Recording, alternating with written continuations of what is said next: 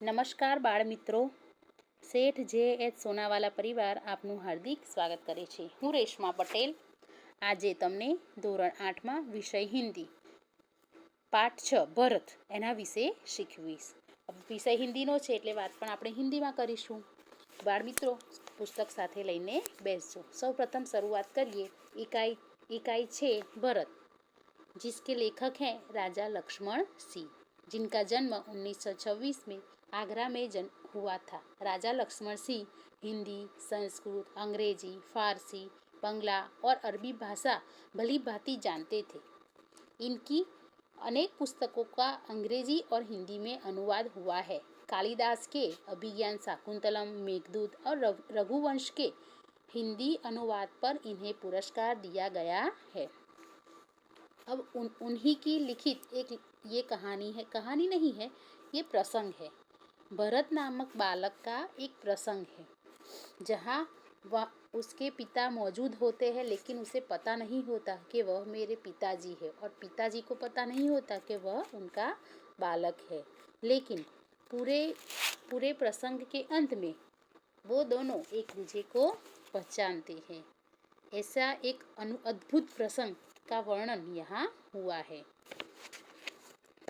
विद्यार्थी मित्र, अब हम शुरुआत करते हैं इकाई 6 भरत.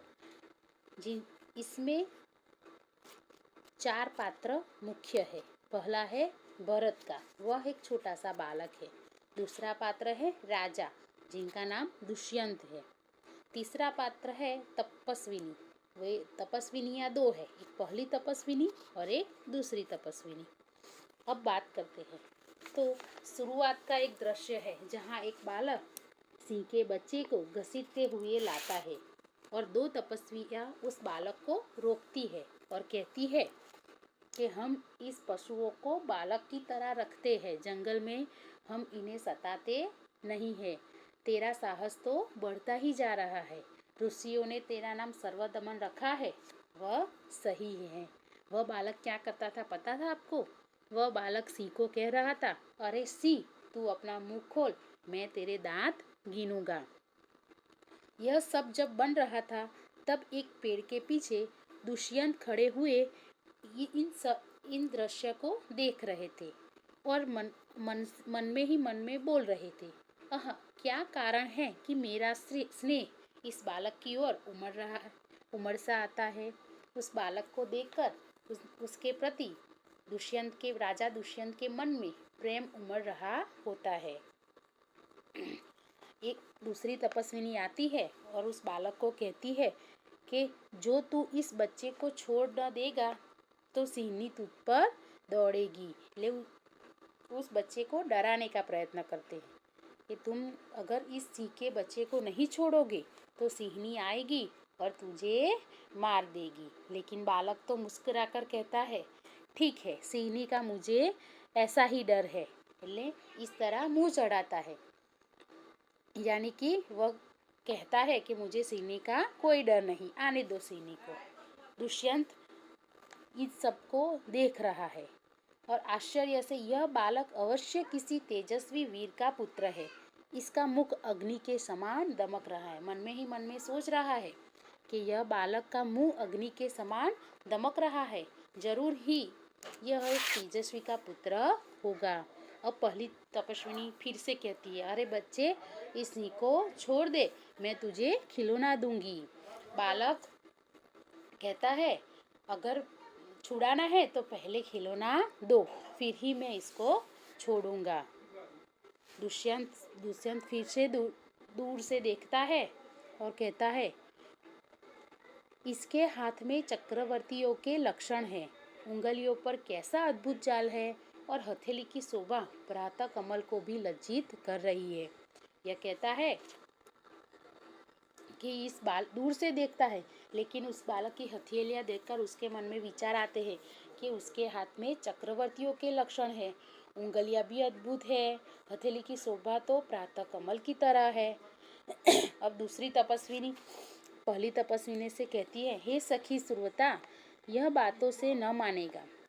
यह बालक है वो बातों से मानने वाला नहीं है. मैं कुटिया में जाती हूँ और एक वह मिट्टी का मोर पड़ा है वो लेकर आती हो और उससे देंगे तो यह मान जाएगा। पहली तपस्विनी कहती है मैं अभी लेकर आती हूँ। इस तरह तपस्विनी खिलौना लेने जाती है। बालक कहता है तब तक मैं इस सीखे बच्चे के साथ ही खेलूंगा। इतने में दुष्यंत आता है। इस बालक से खेलने को मेरा मन ललचा रहा है। धन्य है वे मनुष्य जो अपने पुत्रों को गोद में लेकर अब उनके अंगों की धूली से अपनी गोद को मैली करते हैं और पुत्र के मुख अकारण हंसी से खुलकर उज्ज्वल दांतों की शोभा दिखाते हैं और तुतले वचन बोलते हैं। दुष्यंत खड़ा खड़ा अभी भी उस बच्चे को देख रहा है और उसके बारे में ही सोच रहा है। धन्य है वो पिता जो छोटे छोटे बालकों को अपने गोद में खिलाते हैं, उनकी धूली से अपने कपड़े मैले करते हैं, उनके हंसते समय उनके उज्जवल दांतों को देखते हैं और तुतले तुतले वचन सुनते हैं। दूसरी तपस्विनी बच्चे से कहती है क्यों रे ठीक, तू मेरी बात कान नहीं धरता? कहती है कि तू क्यों मेरी बात को नहीं समझता? कोई ऋषि कुमार यहाँ है? हे महात्मा, तुम ही आओ और कृपा करके इस बलि बालक के हाथ से सीखे बच्चे को छुड़ाओ। दूसरी तपस्विनी दुष्यंत राजा से कहती है कि आप आइए इस और इस बच्चे के हाथ से सीखे बच्चे को छुड़ाइए। दुष्यंत कहता है अच्छा। वो बालक के पास जाता है और बालक को कहता है हे ऋषि कुमार, तुमने तपोवन के विरुद्ध यह आचरण क्यों सीखा है जिससे तुम्हारे कुल की लाज जाती है? यह तो कोई अच्छी बात नहीं है। बच्चे ने सीखे बच्चे को छोड़ दिया। दुष्यंत कहता है कि ये तुम जो कार्य कर रहे हो तपोवन के नियमों के विरुद्ध है जिससे तुम्हारे कुल की लाज जाएगी। ये अच्छी बात नहीं है। यह सुनकर बच्चा सीखे बच्चे को छोड़ देता है। दूसरी तपस्विनी जो होती है वो दुष्यंत से कहती है हे मानव, ये ऋषि कुमार नहीं है। दुष्यंत कहता है सत्य है, इसका काम ही ऐसे साहस से है, ये ऋषि कुमार नहीं जान पड़ता। मतलब कि ये जो कार्य कर रहा है वो ऋषि कुमार करते नहीं है, परंतु मैंने तपोवन में वास इसे देखा तो इसे ऋषि पुत्र जान लिया। मुझे लगा कि ये तपोवन में रहता है, इसीलिए ऋषि कुमार ही होगा। बच्चे की हथेली को अपने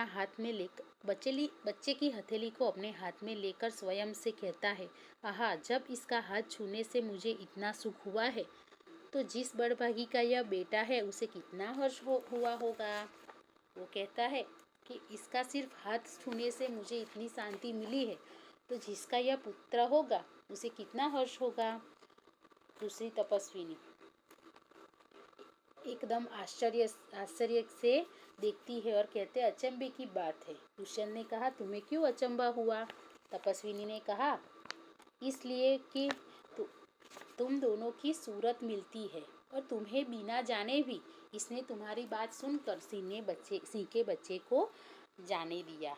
दुष्यंत ने बच्चे को अपने गोद में लिया और कहा हे तपस्विनी, जो यह ऋषि कुमार नहीं है तो किस वंश का है?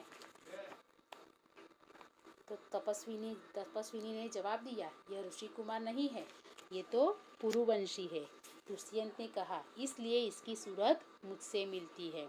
बच्चे को गोद से उतारकर पुरुवंशियों में यह रीत तो निश्चित है कि युवा अवस्था में वो महल में रहकर पृथ्वी की रक्षा करे और पालन करते हैं और वृद्धावस्था आने पर वन में जितेंद्रिय तपस्वियों के आश्रम में वृक्षों के नीचे कुटी बनाकर रहते हैं।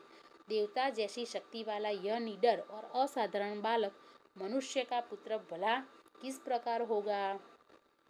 बच्चे के बारे में वह कहते हैं, पुरुवंशियों के बारे में कहते हैं कि पुरुवंशी जो होते हैं तो युवा अवस्था में महलों में रहते हैं, लेकिन जब वह वृद्ध होते हैं तो तपस्वियों की तरह आश्रम में रहते हैं। दूसरी तपस्विनी कहने लगी हे परदेसी, तेरा यह संदेह तब मिटेगा जब तू जान लेगा कि इस बालक की माँ मेनका नामक एक अप्सरा की बेटी है। क्या कहा उसने कि भरत, वो जो बच्चा था उसकी माँ कौन थी? तो मेनका नामक जो अप्सरा थी उसकी बेटी थी। उसी के प्रताप से उसका जन्म देव पितर के इस तपोवन में हुआ था।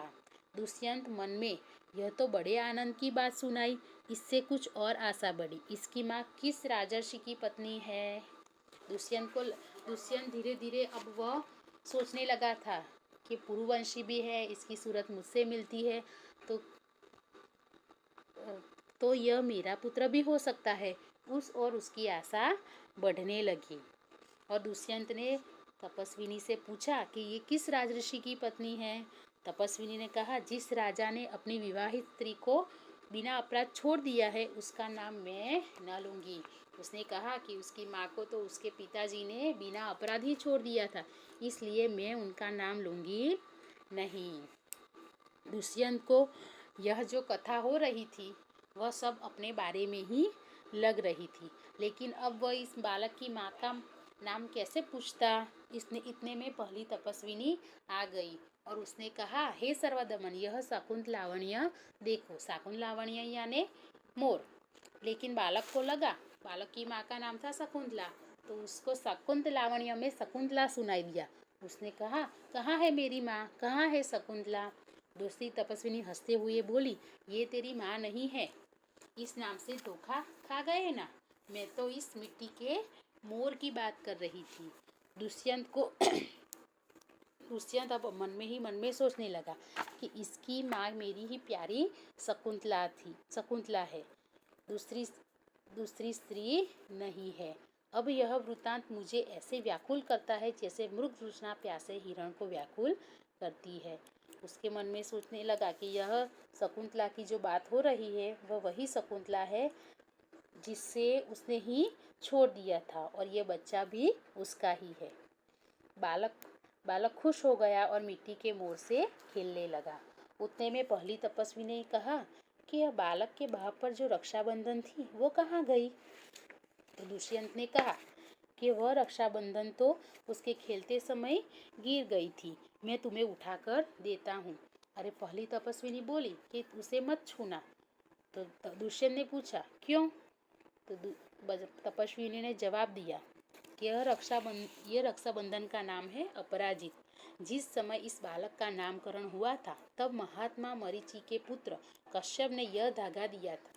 इसका गुण है कि कभी यह धरती पर गिर पड़े तो इस बालक के माता पिता को छोड़कर इसे कोई दूसरा उठा न सकेगा। लेकिन दुष्यंत ने तो वो धागा उठा लिया था। अगर वो माता पिता के सिवा कोई दूसरा छू ले तो क्या होगा? ऐसा दुष्यंत ने पूछा। तपस्विनी ने कहा, तो यह तुरंत ही सांप बन जाएगा और उसे काट लेगा। लेकिन दुष्यंत ने तो यह उठाया और उसको दिया। इसका मतलब था कि दुष्यंत ही भरत का पिता था। अब वह दुष्यंत ने अपने बच्चे को गोद में लिया और उसको खिलाने लगे, और यह ऐसे ही पर्दा गिरता है, यानी कि यह नाटक खत्म हो जाता है। पूरे नाटक में एक